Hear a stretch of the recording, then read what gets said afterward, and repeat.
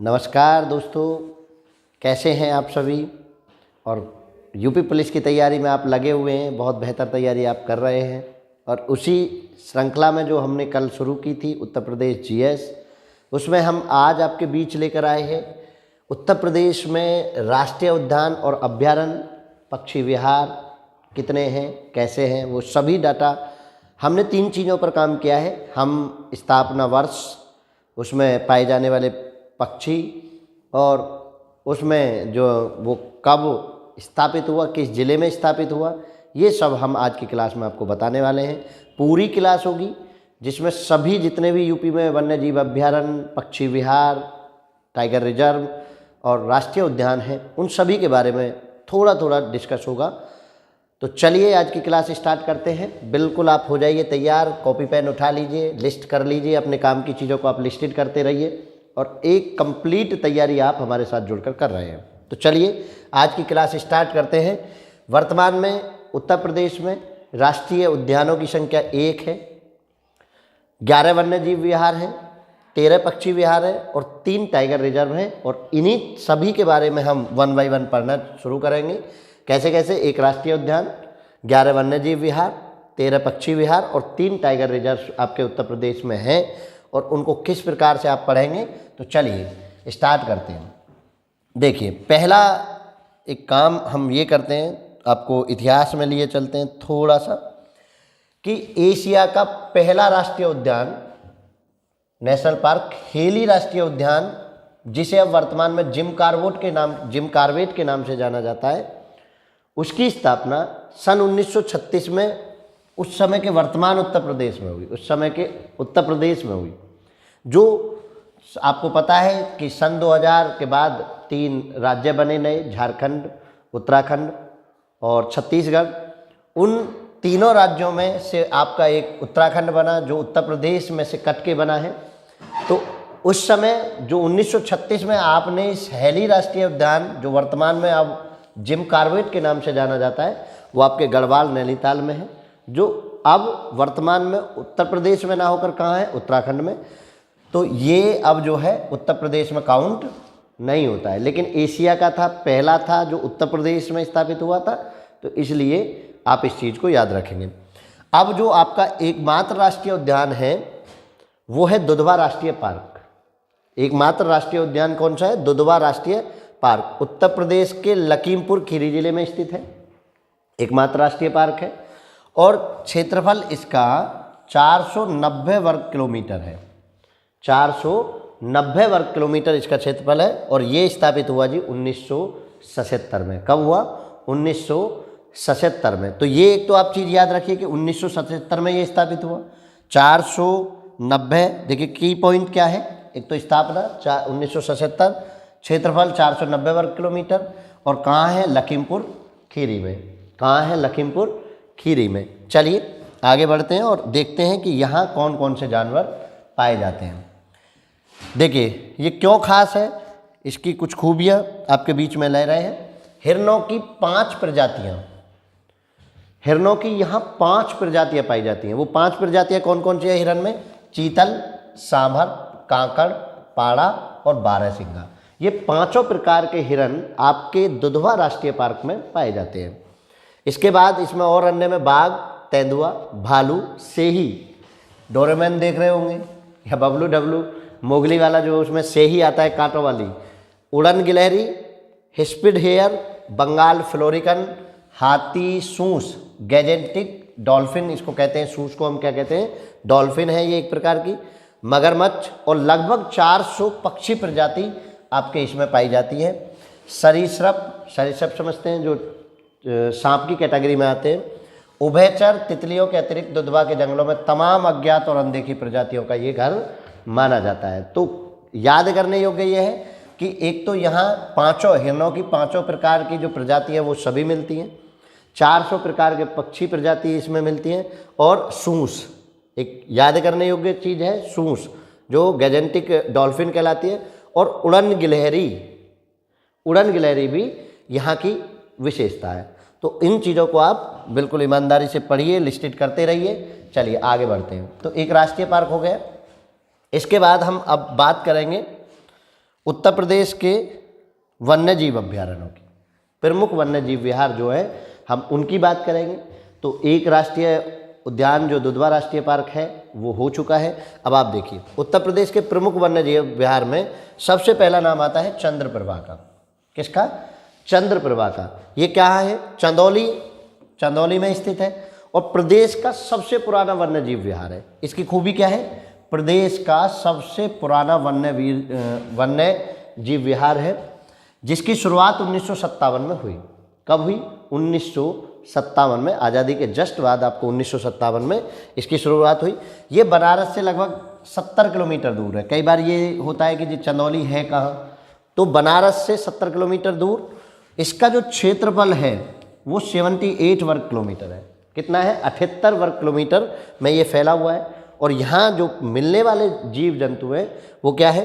तेंदुआ है, जंगली सूअर है, नीलगाय है और सांभर हिरन है। सांभर को ऐसे भी नहीं लिख के ऐसे भी लिखा जाता है सांभर, कई बार ऐसे भी आता है सांभर, ठीक है ना, ये थोड़ा हो गया है। चिंकारा और चीतल। चीतल भी क्या है? चीतल भी हिरन की ही एक प्रजाति है, ठीक है ना। तो यहाँ नोट करने वाली चीज़ें क्या क्या रहीं वो देख लीजिए ज़रा एक बार। 78 वर्ग किलोमीटर इसका क्षेत्रफल, 1957 में शुरू हुआ। प्रदेश का सबसे पुराना वन्य जीव विहार है, चंदौली में स्थित है। और जंगली सूअर एक ये इसकी खूबी है, ठीक है ना। जंगली सूअर यहाँ बहुतायत मिलता है, तो इस बात का भी आप ध्यान रखेंगे, नोट करते चलेंगे। चलिए चंद्रप्रभा से अगला देखते हैं क्या है, ठीक है ना। लिस्ट बनाते रहिए, काम की पॉइंटों को आप लिखते रहिए जो आपको पेपर के लिए इम्पोर्टेंट है। अब अगला है सुहेलवा। कौन सा है? सुहेलवा वन्य जीव विहार। सुहेलवा वन्य जीव विहार। देखिए सुहेलवा कहाँ है? राज्य के बलरामपुर, गोंडा और श्रावस्ती जिलों पर नेपाल की सीमा के समीप ये विस्तारित है। यानी ये एक जिले में नहीं होकर किन 3 जिलों में ये फैला हुआ है। किस किस में? बलरामपुर, गोंडा, श्रावस्ती और नेपाल की सीमा के आसपास ये पूरा फैला हुआ है। कब स्थापित हुआ? 1988 में इसको अभ्यारण्य घोषित किया गया। क्षेत्रफल आपको पता है 452 वर्ग किलोमीटर है। और यहाँ क्या क्या मिलता है? यहाँ बाघ, भारतीय तेंदुआ, स्लोथ रीछ, भेड़िया, नीलगाय और हिरन मिलते हैं। क्लियर है? कब स्थापित हुआ? स्थापना का ध्यान रखिए 1988 में हुआ। और क्षेत्रफल कितना है? 452 वर्ग किलोमीटर। जिले में कौन कौन से में है? बलरामपुर, गोंडा और श्रावस्ती, नेपाल की सीमा पर स्थित है, ठीक है ना। ये बात आप ध्यान रखेंगे। चलिए आगे बढ़ो, ठीक है ना। करो कैमूर वन्य जीव विहार। कैमूर वन्य जीव विहार 1982 में स्थापित हुआ। कैमूर वन्य जीव विहार कब हुआ? 1982 में स्थापित हुआ। और देखिए हम जो है पूरा जितना भी है पूरे को कराएंगे और स्थापना वर्ष लगभग सभी का है, लगभग नहीं सभी का है। तो और क्या क्या इंपॉर्टेंट चीज़ें हैं वो आप नोट करते रहिए पेपर के हिसाब से, जो आपको लगे कि बेहतर हो सकता है वो। बाकी हमने सभी चीज़ों को इसमें शामिल किया है। तो चलिए कैमूर वन्य जीव विहार को हम बात कर रहे हो किसने में स्थापित है? 1982 में। मिर्ज़ापुर और सोनभद्र में 2 अलग अलग जिलों में स्थित है। कैमूर वन्य जीव जो है उसका अभ्यारण्य मुख्यालय चूर सोनभद्र में है। सोनभद्र के चूर में इसका मुख्यालय है और इसका भौगोलिक क्षेत्रफल 140.58 वर्ग किलोमीटर है। और यहाँ क्या क्या मिलता है वो देखिए। टाइगर मिलता है, तेंदुए मिलते हैं, जंगली सूअर, स्लोथ भालू, सांबर हिरन, चीतल, 4 सींग वाला मृग। ये थोड़ा सा खास है। कितने सींग वाला? 4 सींग वाला मृग। इसको आप विशेष ध्यान रखिए कि 4 सींग वाला मृग कहीं मिलता है तो वो कहाँ मिलता है? कैमूर वन्य विहार में। कहाँ मिलता है? कैमूर वन्य विहार में। क्वेश्चन यहाँ से ऐसे बनेगा कि 4 सींग वाला मृग जो है वो कहाँ पाया जाता है? तो कैमूर वन्य विहार में। और कैमूर कहाँ है? मिर्ज़ापुर और सोनभद्र में। सोनभद्र के चुर में इसका मुख्यालय है, ठीक है ना। तो इस बात को ध्यान रखेंगे। और यहाँ निवास करने वाले पक्षियों की 70 से अधिक प्रजातियों का घर है। यहाँ पक्षी कितने निवास करते हैं? 70 से अधिक प्रजाति के यहाँ पक्षी हैं जो साल भर यहाँ रहते हैं। मध्य एशिया से पक्षियों की आमद होने पर प्रवासी मौसम के दौरान यानी सर्दियों के दिनों में इनकी संख्या बढ़ जाती है। यानी सर्दियों के समय में प्रवासी मौसम में मतलब विदेश से पक्षी आपके यहाँ आ जाते हैं और कई बार तो 5-5 हज़ार किलोमीटर की यात्रा करके आते हैं। तो आप समझिए इस चीज़ को। देखिए इसमें इंपॉर्टेंट ये है, एक तो 4 सींग वाला मृग और एक स्लोथ भालू। ये स्लोथ भालू और 4 सींग वाला मृग जो है यहाँ की खूबी है, तो इस चीज़ को आप याद रखेंगे। चलिए आगे बढ़ो। नेक्स्ट क्या है देखो जरा, कर्तनिया वन्य जीव अभ्यारण्य। ये तो पिछली बार भी पूछा हुआ है भाई, इसका ज़रा ध्यान रखो। कर्तनिया जो है वन्य जीव अभ्यारण्य, इसका सन पूछा था। क्या पूछा था पिछले एग्जाम में, क्या पूछा था? ईयर, कब स्थापित हुआ। तो देखो जरा कब स्थापित हुआ। इसकी स्थापना 1975 में हुई और सन 1987 में इसे बाघ संरक्षण के लिए प्रोजेक्ट टाइगर के अधीन लाया गया। यहाँ कन्फ्यूजन है, इसीलिए ये क्वेश्चन पूछा गया था। क्यों? क्योंकि जिन बच्चों ने 1975 स्थापना वर्ष पढ़ा होगा तो 1975 स्थापना वर्ष, कुछ बच्चों ने 1987 को पढ़ लिया होगा जल्दी, तो उन्होंने 1987 को लगा दिया होगा। 1975 में इसकी स्थापना हुई, ये बनाया गया और 1987 में इसे बाघ संरक्षण के लिए प्रोजेक्ट टाइगर के अंतर्गत ले लिया गया, क्योंकि 1987 में प्रोजेक्ट टाइगर लॉन्च हुआ था, उसके अधीन लाए। किशनपुर वन्य जीव अभ्यारण्य और दुधवा राष्ट्रीय उद्यान के साथ साथ मिलाकर यह दुधवा बाघ अभ्यारण्य बनाता है। ये इसकी खूबी है कि किशनपुर वन्य अभ्यारण्य के साथ, दुधवा राष्ट्रीय उद्यान के साथ यह दुधवा बाघ अभ्यारण्य बनाता है। यहाँ कई लुप्त प्राय प्रजातियों का घर है। देखिए ये समझिए, लुप्त प्राय मतलब लुप्त होने वाली हैं, जिनमें से घिरील, शेर, गेंदे, गंगा के डॉल्फिन, दलदल हिरन, हैपीड खरगोश और बंगाल फ्लोरिकन, सफ़ेद बैग्ड और लंबे समय तक बिलगिल्ट शामिल रही हैं। ठीक है, लंबे समय से कौन सी? बिलगिल्ट इसमें शामिल रही है। जो बिलगिल्ट है वो लुप्त प्राय प्रजातियों में है, तो ये लुप्त प्राय प्रजातियों के लिए सबसे उत्तम है कौन सा? कर्तनीय घाट अभ्यारण्य। कहाँ है इसको समझ लीजिए कि राज्य के बहराइच जिले की मिहीपुरवा तहसील में स्थित ये वन्य जीव अभ्यारण्य है। कितना क्षेत्रफल है? 400.6 वर्ग किलोमीटर इसका क्षेत्रफल है और नेपाल की सीमा के समीप तराई क्षेत्र में ये विस्तारित है। तो की पॉइंटों को आप लिखते चलिए। ये पिछले साल यानी पिछले एग्जाम में ये कर्तनिया वन्य जीव अभ्यारण्य पूछा हुआ था। ठीक है ना, तो चलिए इम्पोर्टेंट है क्योंकि यहाँ 2 सनों की बात है, 1975 और 1987। अगला देखिए अब जरा, अगला देखो, अगला क्या है? महावीर स्वामी अभ्यारण्य। महावीर स्वामी अभ्यारण्य, देखिए ये एक तो सबसे छोटा है। क्या है?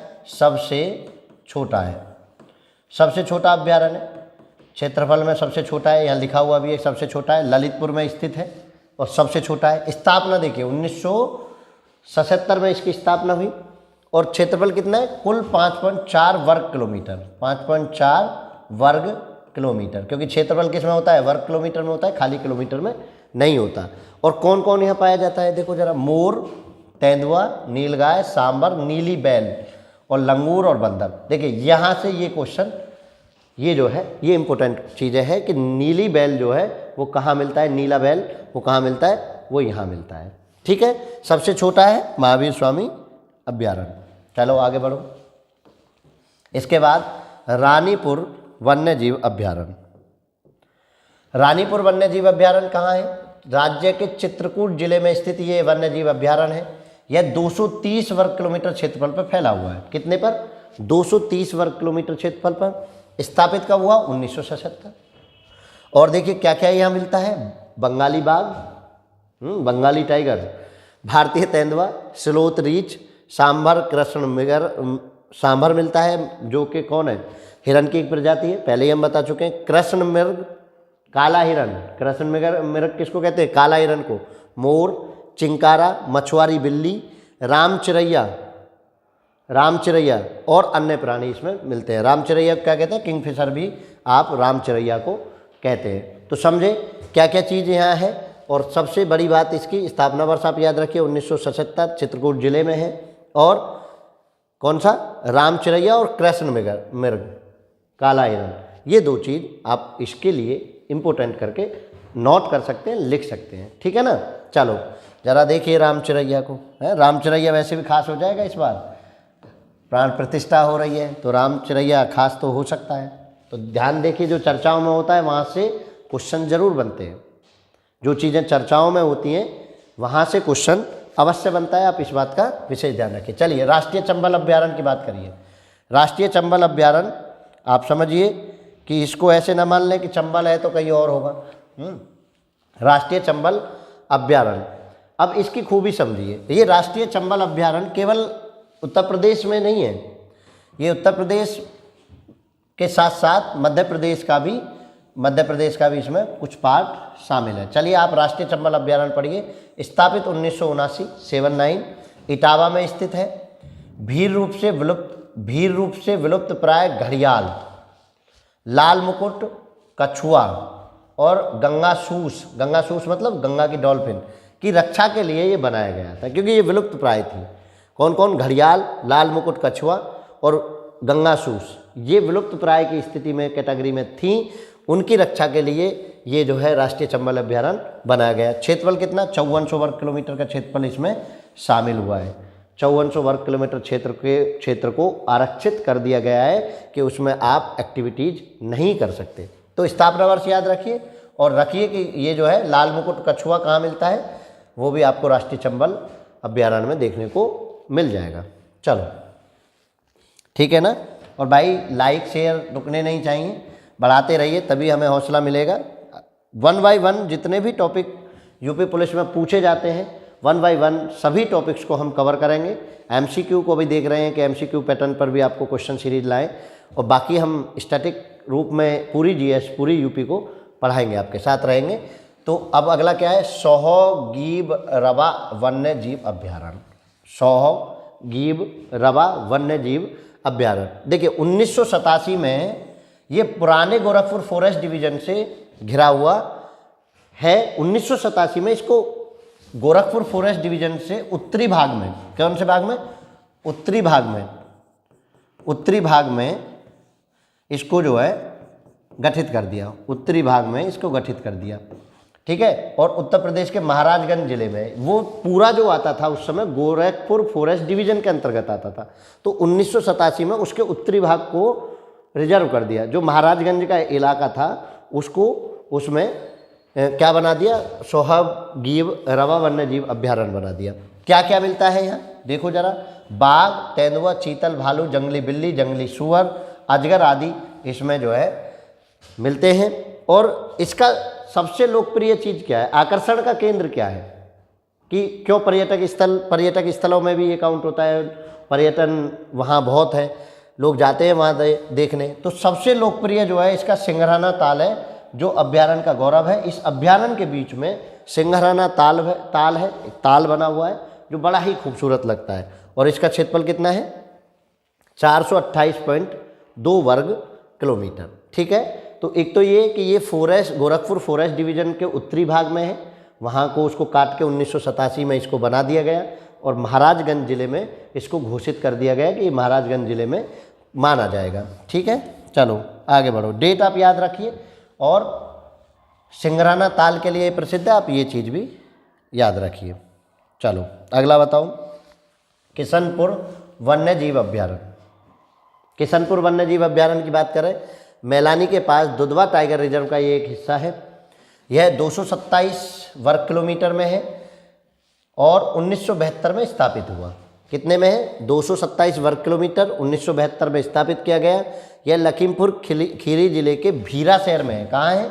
भीरा शहर में। भीरा शहर से 13 किलोमीटर दूर, तो लगभग भीरा शहर में ही ये माना जाता है। लखीमपुर खीरी के पास भीरा शहर है और उसी में ये जो है 13 किलोमीटर दूर है। और क्या क्या मिलता है यहाँ? बाघ, तेंदुआ, बारहसिंगा, कांकड़, चरस, खरमोर। देखिए दो चीज़, ये चरस और खरमोर दोनों पक्षी टाइप होते हैं, बहुत विशाल से, ठीक है ना। चरस खरमोर आप गूगल करके चेक कर सकते हैं, तो दोनों पक्षी टाइप हैं। खरमोर भी एक पक्षी है, चिड़िया के जैसा दिखता है ये। ऐसे ही चरस भी एक पक्षी है जो विशालकाय होता है, थोड़ा सा आकार में बड़ा होता है। तो दोनों पक्षी स्पेशल नाम है चरस और खरमोर। अब चरस वो वाली चरस मत समझ लेना, गांजा चरस वाली चरस कभी समझ लो और मंत्रमुग्ध हो जाओ, ठीक है ना। तो ये याद रखिए इसमें 1972 में। दूसरा 227 वर्ग किलोमीटर, चरस और खरमोर इसमें जो है जो इम्पोर्टेंट है, और लखीमपुर खीरी जिले में ये पड़ेगा। चलो आगे बढ़ो, ठीक है ना। चलो कछुआ अभ्यारण्य पे आ जाओ भाई। अब कछुआ अभ्यारण्य, अब कछुआ अभ्यारण्य है तो नाम कछुआ है तो कछुआ ही कछुआ होंगे, ऐसा ही कुछ होगा। तो देखिए स्थापित कब हुआ? 21 दिसंबर 1989 को स्थापित हुआ उत्तर प्रदेश के वाराणसी जिले में। क्योंकि बिना जल के तो कछुआ अभ्यारण्य बनेगा नहीं। यानी गंगा नदी के कुछ एरिया को रेस्ट्रिक्टेड कर दिया गया है, कछुआओं के लिए संरक्षित कर दिया गया है, क्योंकि कछुआ जल में भी होता है और थल में भी होता है। तो वाराणसी शहर के आसपास गंगा नदी को कछुओं के लिए संरक्षित कर दिया गया है, जिसमें कछुए, गंगा डॉल्फिन और अन्य जलीय जानवर यहाँ पाए जाते हैं। स्थापना वर्ष आपको पता ही है 1989। रोहू, भाकुर, टेंगरा, झींगा, नैन, बाम, देखो मछलियों के नाम भी समझ लो, कितने मछलियों के नाम हैं, रोहू, भाकुर, टेंगरा, झींगा, नैन, बाम आदि मछलियाँ जो है ये इस संरक्षित क्षेत्र में पाई जाती हैं। मैं एरिया बता देता हूँ। 6 किलोमीटर की लंबाई में गंगा के आसपास के क्षेत्र को संरक्षित कर दिया गया है। वाराणसी के पास 6 किलोमीटर के गंगा के क्षेत्र को, 6 किलोमीटर गंगा की लंबाई को लेकर उसके आसपास के क्षेत्र को संरक्षित कर दिया गया है मछलियों के लिए और कछुआ के लिए। कछुआ क्योंकि मछली और ये तो बाकी चीज़ें बाहर निकल के आती नहीं है, कछुआ ही बाहर निकल के आता है। तो ये गंगा का 6 किलोमीटर का जो लंबाई पार्ट है उसको इन्होंने संरक्षित कर दिया और उसी को घोषित कर दिया है कछुआ अभ्यारण्य। ठीक है ना, ये भी आप याद रखिए। चलो आगे बढ़ूँ। हस्तिनापुर वन्यजीव अभ्यारण्य। हस्तिनापुर वन्यजीव अभ्यारण्य, देखिए इसकी स्थापना 1986 में हुई। मेरठ, मुजफ्फरनगर, गाजियाबाद, बिजनौर, मेरठ और अमरोहा जिलों में। तो देखिए जिले इतने हैं, तो मतलब यूपी का सबसे बड़ा, और कितना 2073 वर्ग किलोमीटर एरिया को कवर करता है। ठीक है ना, 2073 वर्ग किलोमीटर एरिया को ये कवर करता है, क्योंकि कितने जिलों में फैला हुआ है, मेरठ, मुजफ्फरनगर, गाजियाबाद, बिजनौर, मेरठ और अमरोहा जिलों में। अब चलिए यहाँ देखते हैं क्या क्या मिलता है। स्तनपायी प्रजातियों में यहाँ मिलता है दलदली हिरण, चिकनी लेपित, ऊदबिलाव। ऊदबिलाव एक होता है एक जानवर ही। गंगा नदी की डॉल्फिन, घड़ियाल आदि इसमें शामिल है। भारतीय तेंदुआ, चीतल, सांबर हिरन, नीलगाय इसमें मिलती हैं। और 117 पक्षी प्रजाति यहाँ जो है पाई गई है। कितनी? 117 पक्षी जो प्रजाति हैं वो भी इसमें पाई गई है। तो आप याद रखेंगे कि कहाँ है। तो देखिए ये तो इम्पोर्टेंट नहीं होता ये किस ज़िले में है, क्योंकि यहाँ जिलों की संख्या बहुत है तो इतना तो पेपर नहीं पूछेगा। तो इम्पोर्टेंट हो जाता है एक तो 1986 और दलदली हिरन। ये दलदली हिरन कहाँ मिलता है ये पूछ लिया जा सकता है, और कितनी पक्षी प्रजाति वहाँ लगभग में पाई जाती हैं। तो वो 117 जो अभी तक रिकॉर्ड हैं वो 117 तरह के पक्षी प्रजाति वहाँ पाई जाती हैं। चलें आगे बढ़ें। देखो अब हम उत्तर प्रदेश में टाइगर रिजर्वों की ओर बढ़ रहे हैं। आप वन्य जीव विहार को कवर कर चुके हैं। अब हम उत्तर प्रदेश में टाइगर रिजर्व जो तीन ही टाइगर रिजर्व है, उन 3 टाइगर रिजर्वों की तरफ बढ़ रहे हैं। तो देखिए जरा टाइगर रिजर्व में सबसे पहले अमनगढ़ बाघ नहीं है, ये बाघ रिजर्व होगा, टाइगर है। ठीक है ना, बाघ रिजर्व। तो अमानगढ़ भी कभी कभी इसको कह देते हैं, हिंदी इंग्लिश का कन्फ्यूजन है। तो अब ये कहाँ स्थित है? अवस्थित मतलब कहाँ स्थित है? बिजनौर उत्तर प्रदेश में, भारत भी है। ठीक है, और स्थापित वर्ष 2012। कहाँ स्थित है? बिजनौर उत्तर प्रदेश में। तो आप उत्तर प्रदेश याद रखिए, उत्तर प्रदेश में भी कहाँ? बिजनौर में। और स्थापित क्या है? 2012। और क्षेत्रफल क्या है? 95 वर्ग किलोमीटर। अब ये बताने की आवश्यकता नहीं है कि जी इसमें जानवर कौन सा मिलता है। भाई बाघ तो इसमें मिलेगा ही मिलेगा, मुख्यतः बाघ ही मिलेगा क्योंकि टाइगर रिजर्व क्षेत्र है, समझे ना। तो इसमें वो नहीं आपको लिखवाए, बाकी छोटे मोटे पक्षी तो इसमें होते ही रहते हैं। चलो आगे बढ़ो। Dudhwa tiger reserve. Dudhwa tiger reserve की बात करें तो स्थापित वर्ष कौन सा? 1987। लखीमपुर खीरी और बहराइच जिले में है और क्षेत्रफल 1284.3 वर्ग किलोमीटर। Dudhwa tiger reserve. पशु वही, जब टाइगर रिजर्व कह दिया तो उसमें क्या होगा? टाइगर ही टाइगर होंगे मुख्यतः, बाकी प्रजाति होती हैं तो, लेकिन टाइगर रिजर्व में टाइगरों के लिए ये सुरक्षित कर दिया गया है। Pilibhit tiger reserve. Pilibhit tiger reserve. अब पीलीभीत टाइगर रिजर्व को पढ़िए जरा। तीसरा है, ये 2 हो चुके हैं, तीसरा टाइगर रिजर्व है पीलीभीत टाइगर रिजर्व। ये पीलीभीत और शाहजहाँपुर जिले में स्थित एक बाघ अभ्यारण्य है। यह सन 2014 में घोषित किया गया टाइगर रिजर्व क्षेत्र, सन 2014 में। और देखिए यहाँ बाघ तो मिलेंगे ही मिलेंगे, लेकिन इसमें कुछ और भी जानवर मिलते हैं जो स्पेशली हैं, कुछ बेहतर है। रोहित दीपी बिल्ली, रस्टी स्पॉटेड कैट, जो एक संकटासन्न जाति है। संकटासन्न मतलब जो ख़त्म होने वाली है, अभी 2-4 मिलती हैं, दिखती हैं। तो इसके अतिरिक्त यहाँ जो है भारत में पाई जाने वाली हिरण की 7 प्रजातियों में से 5 उपस्थित हैं। पहले भी एक बार 5 की उपस्थिति ही थी। बंगाल बाघ, तेंदुआ, बारहसिंगा, सांबर, सिलौत, रीछ, भारतीय उड़न लोमड़। भारतीय उड़न लोमड़ किसको कहते हैं? चमगादड़ को। देखो नाम, भारतीय उड़न लोमड़ कहीं लोमड़ी मत समझ लेना, उड़ने वाली लोमड़ी हो कभी, तो किसको कहते हैं? चमगादड़ को। मगरमच्छ, घड़ियाल और कई अन्य प्राणी भी यहाँ रहते हैं। इसका क्षेत्रफल जो है 602.7 वर्ग किलोमीटर है। ठीक है ना। तो भारतीय उड़न लोमड़ मतलब चमगादड़, ये भी एक नई चीज़ आप याद रखिए। ठीक है, चलो रोहित दीपी बिल्ली को भी याद रखना। आगे बढ़ो। अब हम 3 टाइगर रिजर्वों से आगे बढ़ रहे हैं। किस पर? उत्तर प्रदेश में स्थित प्रमुख पक्षी विहार। और प्रमुख पक्षी विहारों में हम बात करेंगे। जो पहला हमारा पक्षी विहार है वो है नवाबगंज पक्षी विहार। राज्य के उन्नाव जिले में ये स्थित पक्षी अभ्यारण्य है। और नवाबगंज है तो नवाबगंज में है। यह उत्तर भारत की कई आर्द्र भूमियों में से एक है। आर्द्र भूमि किसको कहते हैं? एक नाम आपने सुना होगा, रामसर स्थल। एक नाम सुना होगा, रामसर स्थल। ये रामसर स्थल घोषित किए जाते हैं इंटरनेशनल स्तर पर, तो ये रामसर स्थलों में शामिल है। और एक और बात बता देते हैं रामसर स्थल की, जितने भी हमारे यहाँ के रामसर स्थल सम्मिलित हुए हैं वो 2019 में हुए हैं। कब घोषित हुए? 2019 में। रामसर स्थल की अगर डेट आ जाए कि कब रामसर स्थल बना है, आंख बंद कर लो, 2019 लगा दो। ठीक है ना। और ये 250 से अधिक प्रजाति प्रवासी पक्षी जातियों का संरक्षण करता है। 250 से अधिक प्रवासी पक्षी इसमें आते हैं। और इस अभ्यारण्य में एक हिरण उद्यान भी है। एक हिरण उद्यान भी है, यानी यहाँ एक हिरणों के लिए एक संरक्षित क्षेत्र भी है। और रामसर आर्द्र भूमि, देखो हमने यहाँ भी लिखा हुआ है रामसर आर्द्र भूमि 2019 में। तो रामसर स्थल कह दें, रामसर साइट कह दें, रामसर आर्द्र भूमि कह दें, नाम एक ही है। ठीक है ना, ये ध्यान रखना। रामसर होना चाहिए तुम्हें। और राम ज़्यादा हो रही है आजकल बीजेपी युग में, यूपी में, तो इसलिए राम का ध्यान रखना। रामसर आर्द्र भूमि 2019, रामसर स्थल 2019, बात एक ही है। वो इनको कहते हैं आर्द्र भूमियों में से। रामसर स्थल कहते हैं जहाँ नमी जमीन में ज़्यादा पाई जाती है, उनको हम रामसर स्थल कहते हैं। और वहाँ जो है वन्य जीव अभ्यारण्य बना देते हैं, तो उसको हम रामसर साइट्स घोषित कर देते हैं। चलिए अगला देखिए आप, पक्षी विहार में देखो अगला, लाख बहोसी पक्षी अभ्यारण्य। कौन सा? लाख बहोसी पक्षी अभ्यारण्य कन्नौज जिले में है और लाख और बहोसी में। लाख और बहोसी गांव में ये लगभग 4 किलोमीटर दूर हैं दोनों। 2 झील है, उथली झील में फैला हुआ है। उथली झील समझते ना, कम थोड़ी ऊपर की।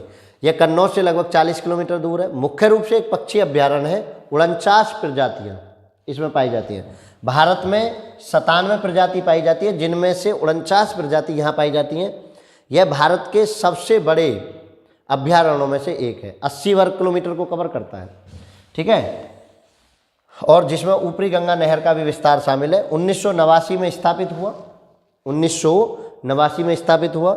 सियाल, नीली बुल, मंगोज, मछली पकड़ने वाली बिल्ली, बंदर और अन्य जानवरों का ये घर माना जाता है। ठीक है। मछली पकड़ने वाली बिल्ली, देखो बिल्ली मछली पकड़ती है, ये भी याद रखिए। मछली पकड़ने वाली बिल्ली कहाँ मिलती है? लाख बहोसी पक्षी अभ्यारण्य केंद्र में। ठीक है ना। चलिए, तो कन्नौज जिले में लाख बहोसी में है, ये आपको पता चल गई। आप नोट्स बनाते रहिए पेपर के समय में, ताकि आपको बार बार चीज़ें ना देखनी पड़े। नोट्स बना लीजिए, साथ साथ हमारे चलते रहिए, साथ साथ पढ़ते रहिए और बेहतर कर रही हैं। देखो जरा आगे, पटना पंछी विहार। पंछी कह दे वो पक्षी कह दे, बात एक ही रखना। ठीक है ना। पटना वन्य जीव अभ्यारण्य नहीं कहता है वैसे तो, लेकिन कभी अभ्यारण्य भी कह दे तो मान लेना। पटना पक्षी विहार उत्तर प्रदेश के एटा जिले के जलेश्वर उपविभाजन में ये स्थित है। इसका 108 हेक्टेयर क्षेत्र इसमें शामिल है। 1991 में इसकी स्थापना हुई। उत्तर प्रदेश में सबसे छोटा पक्षी अभ्यारण्य है, केवल 1-2 आर्द्र भूमि क्षेत्र के साथ। 1-2 वर्ग किलोमीटर की आर्द्र भूमि, कंप्लीट नहीं है, 1 या 2 वर्ग किलोमीटर की बात करेंगे। 1 किलोमीटर, अच्छा 1-2 नहीं, ये 2 तो वर्ग किलोमीटर है। 1 किलोमीटर केवल, छोटा है ना, 1 वर्ग किलोमीटर, 2 इसका मतलब वर्ग किलोमीटर।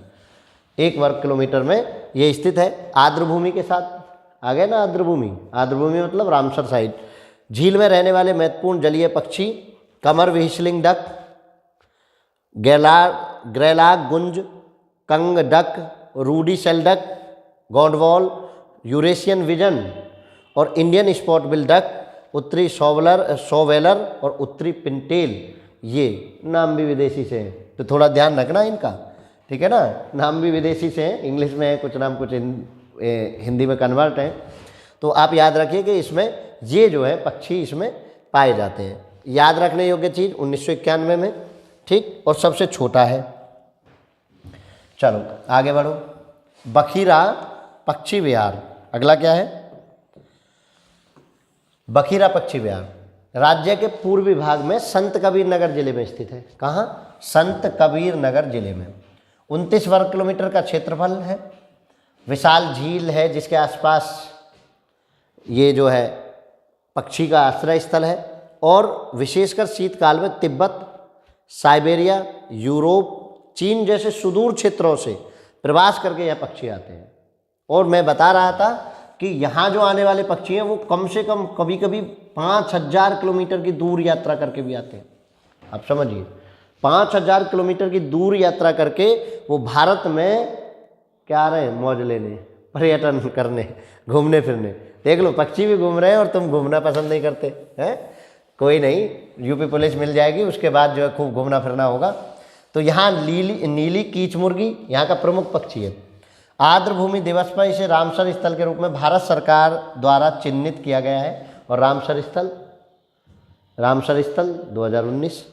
1980 में इसकी स्थापना हुई थी। और रामसर स्थल में कब घोषित हुआ? 2019। मैंने लिखा नहीं है इस बार, ठीक है ना।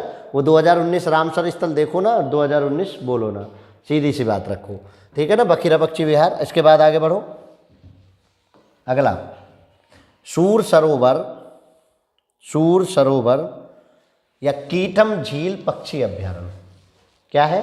सूर सरोवर कीटम झील पक्षी अभ्यारण्य। कीटम झील पक्षी अभ्यारण्य आ जाए या सूर सरोवर आ जाए, दोनों को आप एक ही रखेंगे। आगरा के निकट स्थित है और स्थानीय और प्रवासी दोनों तरह के पक्षी यहाँ रिल मिल के रहते हैं, विदेशी भी और देसी भी। यहाँ एक विशाल झील है और अनेक छोटे छोटे तालाब भी हैं। अच्छा, इसकी खूबी ये है कि यहाँ जो है ना मानव निर्मित झील बहुत है इसके आसपास। एक बड़ी झील और कई मानव निर्मित द्वीप हैं। द्वीप भी इसलिए बने कि वो झील बनाई गई, ठीक है, जो पर्यटन के लिए बेजोड़ दृश्य पेश करते हैं। अब वो झील बनाई है, वो पता चली कि वो जो है खाद खड्डे तो पर्यटन मानते हैं आप, उबड़ खाबड़ रास्तों पर चलना ही आपके लिए पर्यटन होता है। सूर सरोवर को 1991 में पक्षी अभ्यारण्य घोषित किया गया और यह 7.97 वर्ग किलोमीटर के क्षेत्र में फैला हुआ है। नाश्ते भालू यहाँ मिलते हैं। पक्षियों की 165 से अधिक प्रजातियों का ये घर माना जाता है। 165 से अधिक प्रजातियों का घर ये माना जाता है, ठीक है। चलिए सूर सरोवर से आगे बढ़ो। सुरहा ताल क्या है अब नया? सुरहा ताल राज्य के बलिया जिले में स्थित एक गोखुर झील है। ये गोखुर झील है। गोखुर झील आप समझते हैं, जो गंगा नदी द्वारा निर्मित है। क्षेत्रफल 34.32 वर्ग किलोमीटर क्षेत्रफल है। यह जिले के मुख्यालय बलिया से 17 किलोमीटर दूर है। यहाँ स्थानीय और प्रवासी पक्षियों की भीड़ लगी रहती है और 1981 में सुरहा ताल पक्षी विहार के नाम से इसको जाना गया। पहले ये झील मात्र थी। 1991 में इसको सुरहा ताल पक्षी विहार का नाम दे दिया गया और पक्षी अभ्यारण्य घोषित कर दिया गया, जिसका औपचारिक नाम, अब ये ध्यान रखिए, इसका नाम पूछा जाएगा जयप्रकाश पक्षी विहार। जयप्रकाश नारायण पक्षी विहार इसका अब नया नाम हो गया। वो कई बार ऐसे क्वेश्चन पूछ लेते हैं कि बताओ सुरहा ताल का नया नाम क्या है? तो क्या है? जयप्रकाश नारायण पक्षी विहार। सुरहा ताल झील को कब पक्षी विहार घोषित किया गया? तो क्या याद रखेंगे? 1991 में। कहाँ है? बलिया जिले में है। बलिया जिले में भी कहाँ? बलिया जिले से मुख्यालय से 17 किलोमीटर दूर है। क्षेत्रफल कितना? 34.32 वर्ग किलोमीटर के क्षेत्रफल में ये फैली हुई है, ठीक है। बताइए कोई दिक्कत हो रही हो तो। और देखिए आप कमेंट कर दीजिए कोई और टॉपिक ऐसा जो आपको ज़्यादा तंग कर रहा हो, जिसका आपको डाटा नहीं मिल रहा हो और यूपी पुलिस के लिए इम्पोर्टेंट हो, वो आप हमें कमेंट में बता दीजिए। हम कोशिश करेंगे कि उसको जल्दी से जल्दी आपके बीच ले आएँ। चलिए पूरी यूपी जीएस के लिए आप संपर्क करेंगे और चैनल पर बने रहेंगे। अगला देखिए, डॉक्टर भीमराव अंबेडकर पक्षी विहार, पक्षी अभ्यारण्य पक्षी विहार उत्तर प्रदेश के प्रतापगढ़ जिले में कुंडा शहर में ये स्थित है। कहाँ है? प्रतापगढ़ जिले के कुंडा शहर में ये स्थित है और 2003 में इसकी स्थापना हुई। 2003 में इसकी स्थापना हुई और 4.2 वर्ग किलोमीटर में ये फैला हुआ है। देखिए यहाँ एक और चीज़ बताते हैं, डॉक्टर भीमराव अंबेडकर पक्षी विहार को पक्षियों का हनीमून स्पॉट माना जाता है।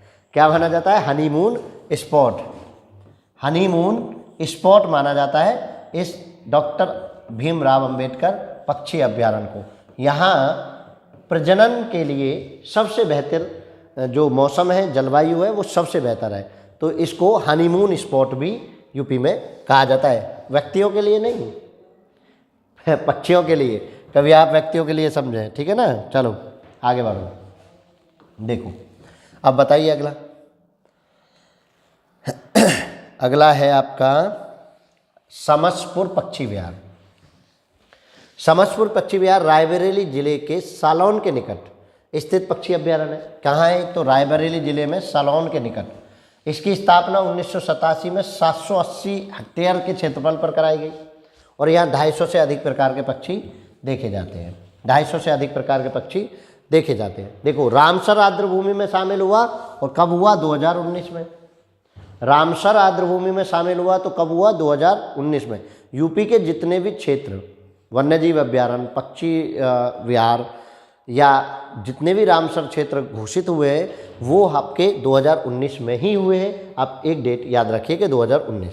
स्थानीय पक्षियों में यहाँ कौन कौन मिलता है? नकटा बत्तख, छोटी सिलही, गुगरल और यूरेशियाई चमचौच इसमें शामिल है। सर्दियों में यहाँ ऐसे कैसे पक्षी होते हैं जो हजारों मील का प्रवास करके यहाँ आते हैं, जैसे कि ग्रेलेग कलहंस।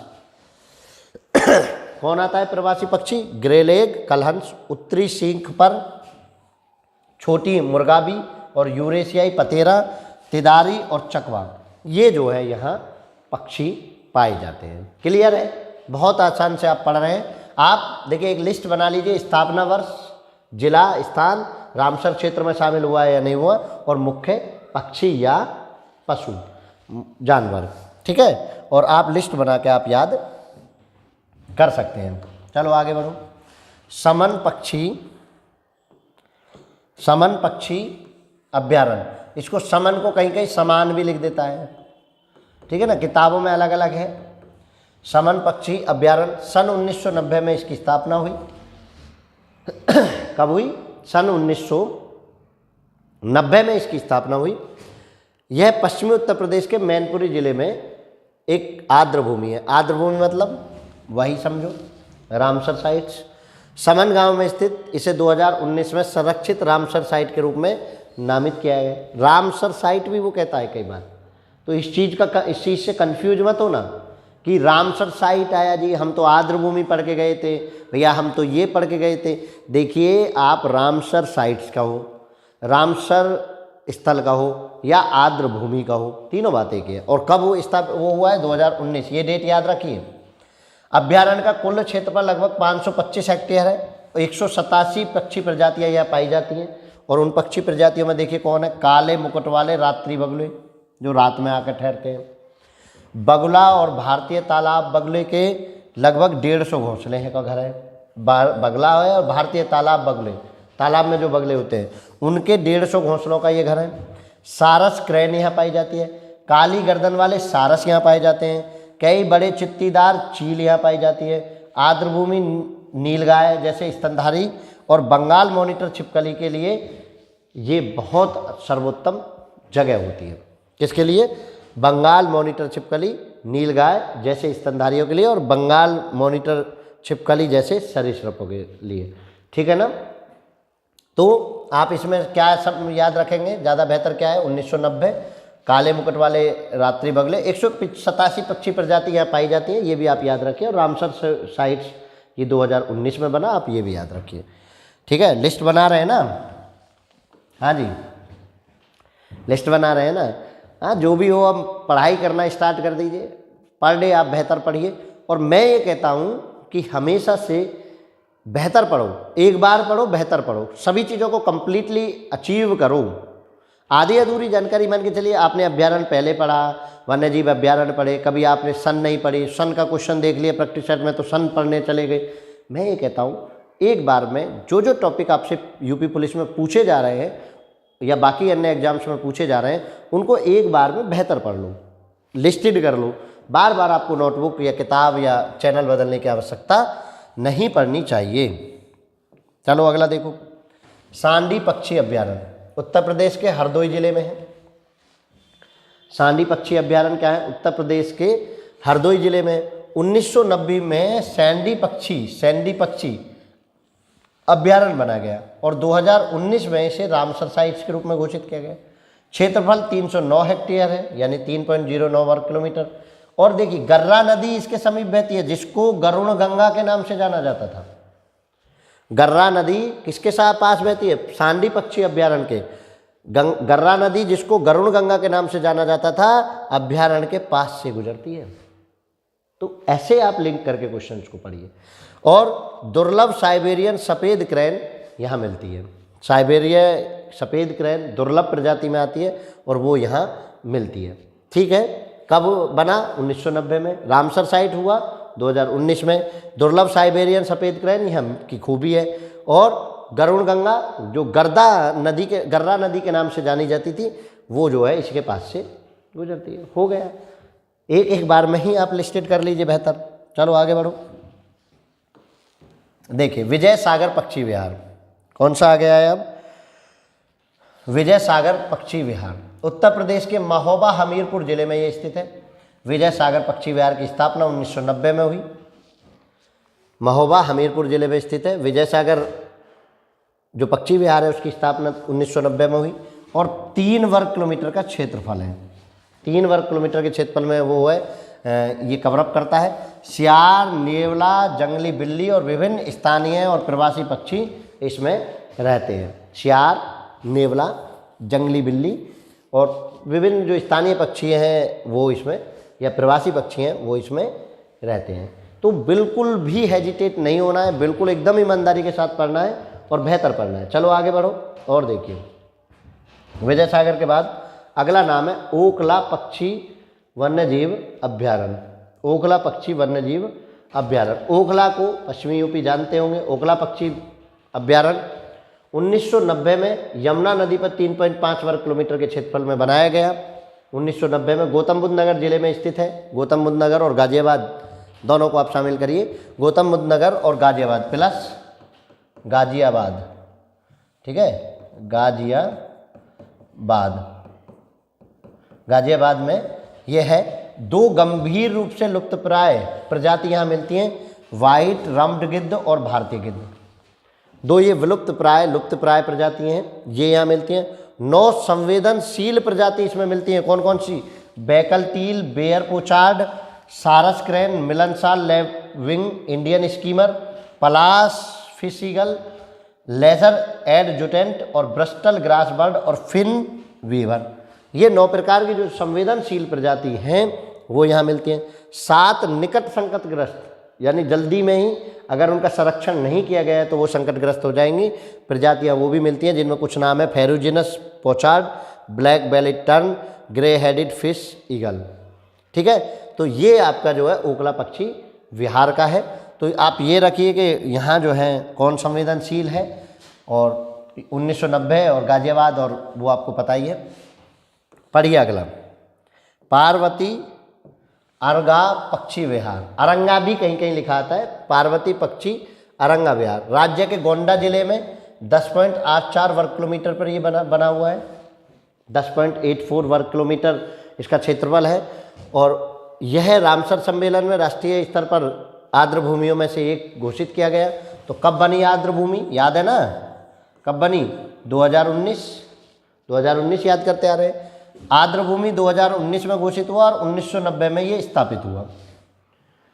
1990 में ये स्थापित हुआ। 35 प्रजाति जो है यहाँ पाई जाती है। सर्दियों के दौरान तिब्बत, चीन, यूरोप और साइबेरिया से हिमालय में प्रवास करने वाले पक्षी जो आते हैं वो यहाँ आकर पार्वती अरंगा पक्षी विहार में आकर मस्ती में रहते हैं, मस्ती में जीते हैं। ठीक है ना?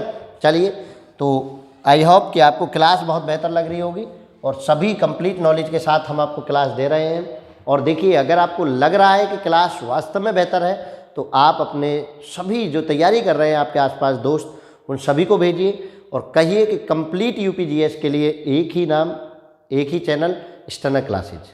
अगर क्लास बेहतर नहीं लग रही है तो क्या बेहतर किया जा सकता है वो आप हमें भेजिए, वो हमें कमेंट करिए और हम बेहतर होने की कोशिश निरंतर करते रहेंगे। तो चलिए, थैंक यू, बहुत बहुत धन्यवाद। लाइक, शेयर और सब्सक्राइब कर दीजिए और ऐसे ही आप पढ़ाई करते रहिए। मस्त रहिए, मस्त जियो, बेहतर करो।